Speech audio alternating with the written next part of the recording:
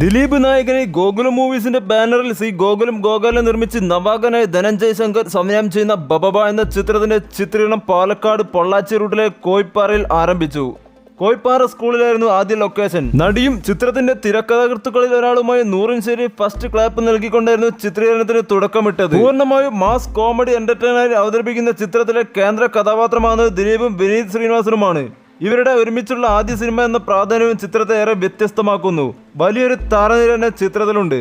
ശ്രീനിവാസൻ, സിദ്ധാർത്ഥ് ഭരതൻ, ബൈജു സന്തോഷ്, ബാലു വർഗീസ്, സലീം കുമാർ, അശോകൻ, ദേവൻ, ബിജു തുടങ്ങി ഒട്ടനവധി താരങ്ങൾ ചിത്രത്തിലാണ് നിരക്കുന്നത്. മുതൽ മുടക്കിൽ ഒരുങ്ങുന്ന സിനിമയുടെ ചിത്രീകരണം കോയമ്പത്തൂർ, പാലക്കാട്, പൊള്ളാച്ചി ഭാഗങ്ങളായി പൂർത്തിയാക്കും. ലോകേഷ് കനകരാജിന്റെ അടുത്ത ചിത്രമാണ് രജനീകാന്ത് നായകനെത്തുന്ന കൂലി.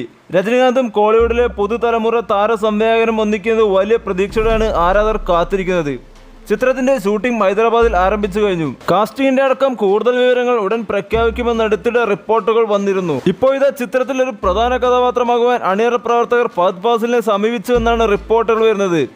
എന്നാൽ ഈ ഓഫർ ഫഹദ് വേണ്ടെന്ന് വെച്ചെന്നാണ് തമിഴ് മാധ്യമങ്ങളിലെ റിപ്പോർട്ട്. ഡേറ്റ് പ്രശ്നങ്ങൾ കാരണമാണ് ഈ റോൾ ഫഹദ് നിരസിച്ചതെന്നാണ് വിവരം. സൂപ്പർ ഹിറ്റ് ചിത്രമായ വിക്രമിന്റെ ഭാഗമായിരുന്നതിനാൽ ഫഹദും ലോകേഷും തമ്മിൽ നല്ല അടുപ്പത്തിലാണ്. ലോകേഷ് സിനിമാറ്റിക് യൂണിവേഴ്സിന്റെ LCU പ്രധാന ഭാഗമാണ് ഫഹദ് ചെയ്യുന്ന അമർ എന്ന വേഷം.